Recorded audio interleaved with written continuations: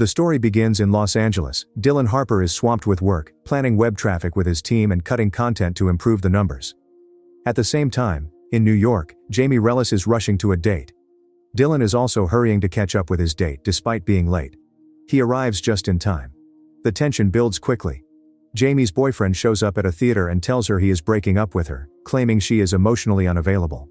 Meanwhile, Dylan's girlfriend, Kayla, ends their relationship in his apartment because he is emotionally distant. Both of them break up with their partners and only ask to be friends. Frustrated, Jamie and Dylan vent to their friends about the challenges of relationships and agree to avoid them for the time being.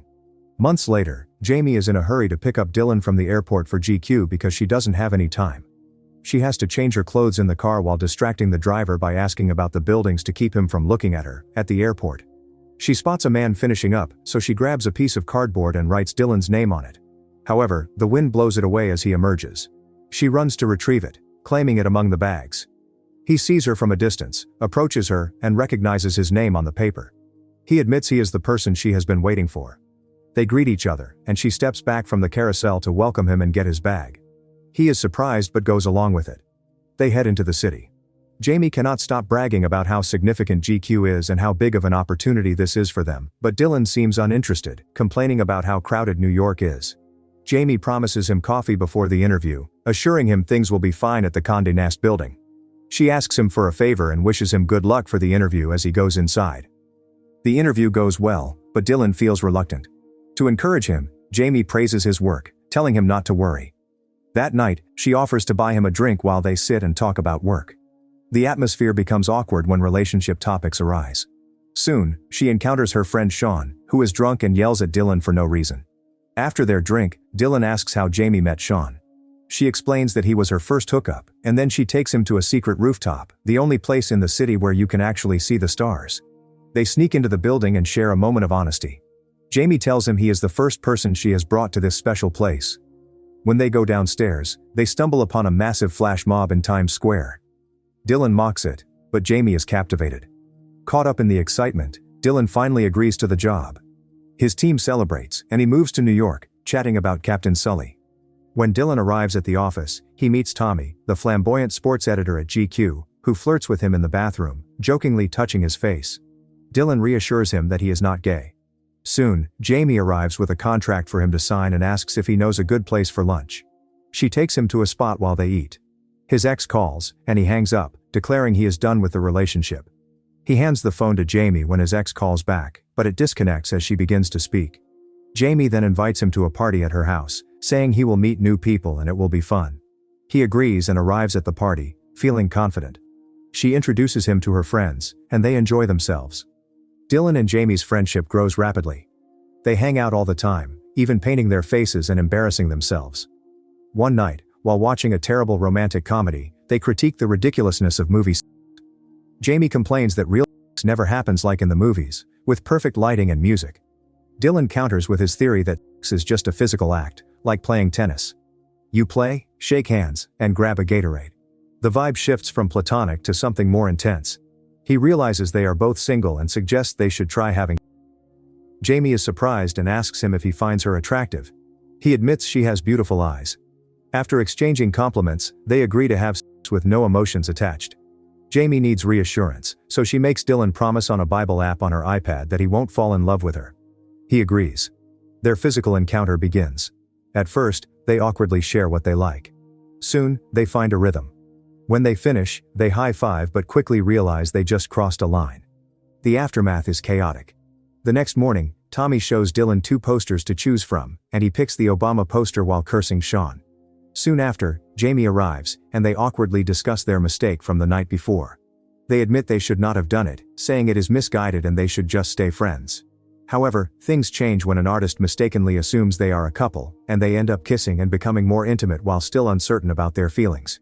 They spend most of their time together, sharing their days, laughing, and having fun. One day, Jamie's overzealous mother mistakenly hugs Dylan, and Jamie frantically tries to explain the situation. Nevertheless, her mother offers her support before leaving them. Jamie then confides in Dylan. As time passes, Dylan grows accustomed to the city. He chats with Tommy about his situation with Jamie. Despite being gay, Tommy gives him solid advice, noting that not all girls just want physical relationships. He reassures Dylan that he will find love one day. That night, Jamie's mother asks her about her relationship with Dylan. Jamie admits they are just having fun but states it won't stop her from looking for another love. Her mother suggests she is the true romantic type. However, cracks start to appear. They realize they are preventing each other from finding real relationships. They agree to end the sexual aspect and go back to being wingmen. Dylan takes a walk with Jamie. During their walk, she asks him about his type. Soon she points out a girl for him to check out. He immediately goes to talk to her, but Jamie finds it funny when he mentions she has a husband. Then it's Jamie's turn. A handsome pediatric oncologist catches her eye, and Dylan encourages her to pursue him. They go on a series of dates, with Dylan acting like a coach from the sidelines. They keep going on date after date, and on the fifth one, they end up sleeping together under the rule from the office. Tommy offers Dylan a drink, but Dylan declines before checking her picture. Then he agrees to join Tommy. At the venue, he encounters a wild girl who jumps on him, interrupting his conversation and making him uncomfortable. The next morning, Dylan calls Jamie, prompting her to sneak out to talk. But she sees her boyfriend sneaking out too. When she questions him, Parker ends the relationship, leaving Jamie heartbroken and reinforcing her belief that she is damaged goods. Dylan comforts her, not with sex, but with real friendship. He gives her a gift and suggests she talk to her mom when she gets home. Jamie can't find her mom and calls Dylan. She asks him to go to LA with her despite feeling hesitant. They fly to Los Angeles to stay with Dylan's family. The mood shifts from the high-energy vibe of New York to the sunny emotional atmosphere of LA. Jamie meets Dylan's sister, Annie, and his nephew, Sammy, the Magnificent, a young boy who loves magic tricks. More importantly, she meets Dylan's father, Mr. Harper, who has Alzheimer's disease. In a moment of confusion, Mr. Harper mistakes Jamie for a woman from his past. Later, Dylan's mom shows Jamie old pictures, sharing the story behind them. Soon, Dylan interrupts, saying he is going to bed. Jamie cracks her neck. Later, Dylan returns to her room, thinking she wants to sleep, but she insists she just wants friendship, not. She invites him to listen to music and they have fun that night without anything else. Soon, emotional intimacy grows. Dylan and Jamie share a quiet drink, and the sexual tension returns, heavier than before. Unlike their tennis matches in New York, this moment is tender, slow, and filled with emotion. They sleep together, not as friends with benefits, but as something undefined and risky. The next day, Dylan takes Jamie to a restricted part of the Hollywood sign. He is afraid to go in, but Jamie encourages him. As they sit on the iconic letters looking out over the city, they share their deepest insecurities. Jamie talks about her absent father. Dylan admits his shame about his dad, who only wears pants. Soon, the police show up and rescue him, making the news. Later, Annie asks Dylan about his relationship with Jamie, but he won't tell her. She follows him to the room where Jamie is resting on a box from a magic show. Annie presses Dylan about his feelings for Jamie, noticing their chemistry. Panic sets in. Dylan, returning to his defensive nature, denies any feelings. He tells Annie that Jamie is too damaged, and that he could never seriously date someone deeply messed up.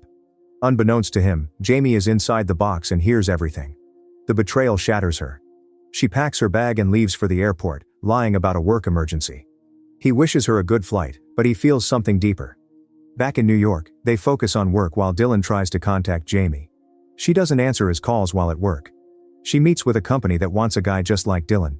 They tell her it would be great if she could get him, but she says she has no contact with him anymore.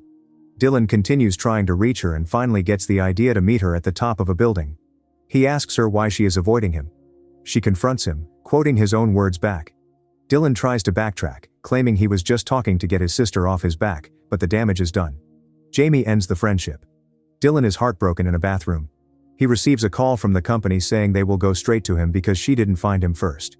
Knowing that if he accepts the job, she will get her bonus, she rushes to meet him and asks him not to take it.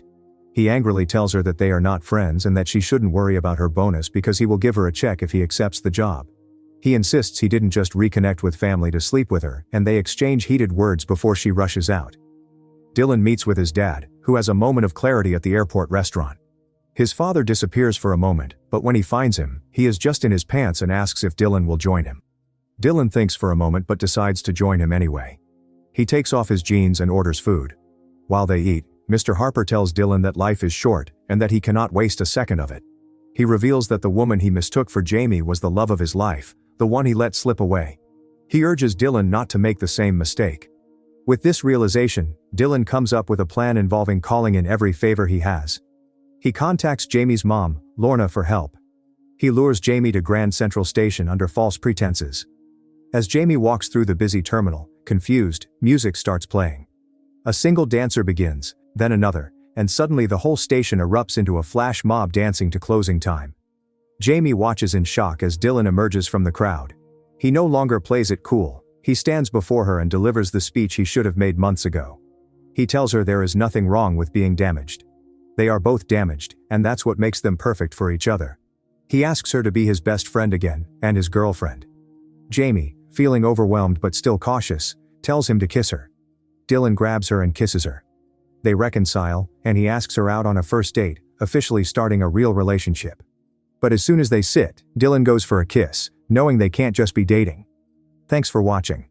If you enjoyed this recap, don't forget to like, comment, and subscribe for more videos like this.